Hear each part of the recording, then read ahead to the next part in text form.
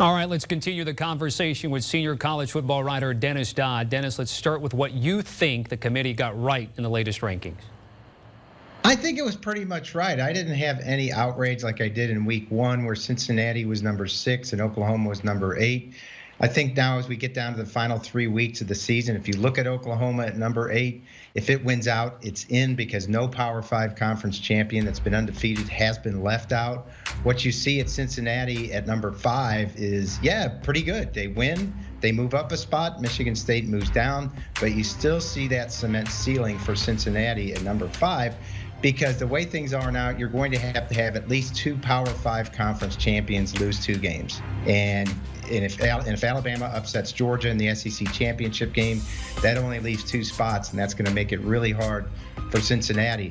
I did like Michigan being ahead of Michigan State just because of the intrigue. We all agree the selection committee has, quote unquote, done the right thing head-to-head, Oregon over Ohio State. But Gary Barta, the selection committee chair, said the words last night, "We think Michigan is a more complete team." I think both of those things can be the same. Yes, Oregon won in week 2 on the road, shorthanded, injuries, everything else. But Michigan, in the short time between that Michigan State loss, looks like the more complete team. They average 450 yards in offense. They're 6th in defense. And I think, and I said this last night on HQ, I think in the back of the minds of the selection committee, there was a bit of news this week that kind of passed by. Jim Harbaugh said the Big Ten office got it wrong in that Michigan State game, in that Peyton Thorne, the Michigan State quarterback, actually did fumble near the goal line. It was reviewed. Michigan State kept the ball, won the game. On that play, Aiden Hutchinson, Michigan's fine defensive end, scored a touchdown.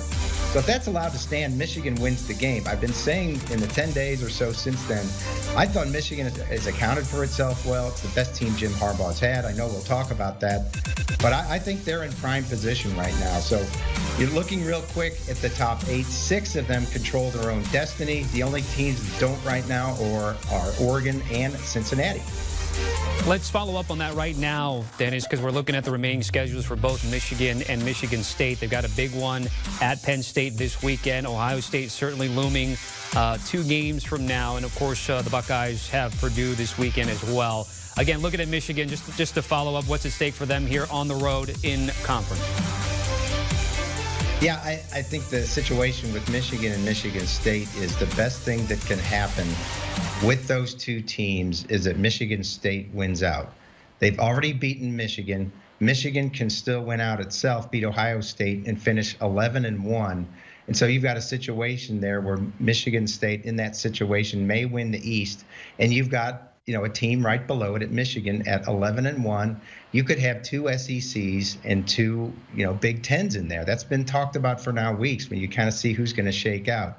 I've said from the beginning, or at least a month ago when I saw these teams, I think Michigan can go toe-to-toe with Ohio State. I think everybody believes they're the best team in the league right now, but they do have some holes. I don't think it's a great Big Ten this year. So, yeah, Michigan State the rest of the way with the nation's worst pass defense. I'm just throwing it out there. If they go undefeated, they still have to play Ohio State, obviously, on November 20th. But if they can get through, then they would be sitting in good position. And whoever gets through without losing another game, Ohio State, Michigan, or Michigan State, is almost certainly going to be in that top 4. The committee's not going to keep a one-loss Big Ten champion out. All right, so again, we're targeting 6 and 7, Michigan and Michigan State. Just outside of them at 8 is Oklahoma, which right now, and all their fans are saying we want to be in, and years and experience and history tells us they'll get there eventually, right, Dennis? But when we take a look at their match with Baylor on the road in Waco, top 15 battle, what's at stake for Oklahoma? What type of message and what can be gained from a really big weekend here? Well, good thing for Oklahoma coming off a bye week, so they've got that going for them. We still have the upward trajectory of Caleb Williams. We haven't seen his ceiling yet, although he's been fantastic. Oklahoma, it's really simple for Oklahoma. They're the best team in the league right now. No, they haven't run the table. They haven't, won convincingly in some of these games. But look, we're late in the season, and here's the situation for Oklahoma. They've got Baylor, Iowa State, and Oklahoma State to finish. They simply have to finish undefeated, and they're in. Because, like I said at the beginning, no undefeated Power 5 has ever been left out. And this is the meat of their schedule. They're going to play these 3 games in consecutive weeks and they're going to have to play one of them, turn right around in the Big 12 championship game and play them again. Because of that true round robin in the Big 12, that's what happens. And if it's Oklahoma State, that's going to be really interesting in back-to-back weeks. And Oklahoma State's hiding there in the weeds. I'm not saying they're going to get in the top 4 because they've already got a loss to Iowa State. But think about Iowa State with a top 10 defense. They've given up field goals each in the last 2 games and no more than 24 points in of any team this season. So it sounds like the antithesis of a Mike Gundy Oklahoma State team. That's going to be a great bedlam game. But for now, Baylor coming off that loss, we shall see. Oklahoma going on the road. They certainly have the offensive ability to win. I don't know about the defense. It's looking a lot like, to me, that 2017 Oklahoma team that just simply outscored everybody and was within a halftime of beating Georgia to get to the championship game. So, I at number 8, if I was Oklahoma, I wouldn't worry because it's all laid out for you. You just have to win.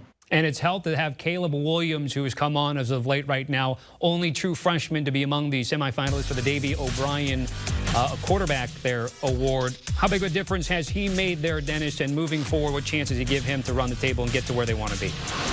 Well, huge. If you forget his athletic ability, his his numbers, which put him, as you said, in the Davey O'Brien semifinals and Heisman talk.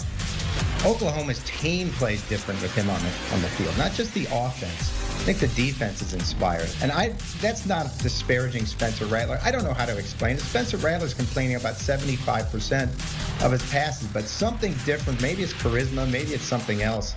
It's different when Caleb Williams is in there, and he might be the difference, again, in getting to the playoff, in winning a playoff game, which is really the next hurdle for Oklahoma. That's something they've never done in their 3 previous trips to the CFP.